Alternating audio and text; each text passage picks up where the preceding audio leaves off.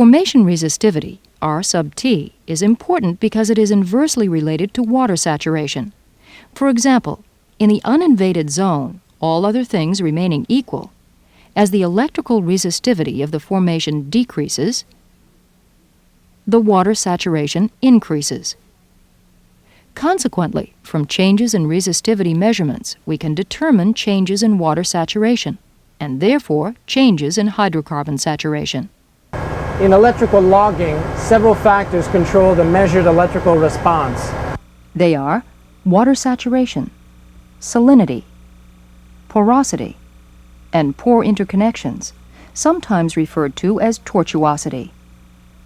The first two of these factors are fluid-dependent, while the third is rock-dependent.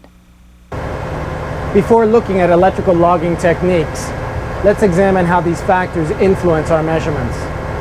Starting off our simple experiment with a sample of distilled water, we pass a constant electrical current from here to here and measure the voltage difference caused by the current flow between here and here. As the salinity of the sample is changed, you can observe a change in the voltage reading. And as we remove some of the water, that is, change the water saturation of our sample, and replace it by another substance, let's say oil, the voltage changes again. Next, if we soak a sponge in our original distilled water sample to simulate a porous formation, and again pass an electrical current through the electrodes, we obtain a different voltage reading as compared to the ideal high porosity case.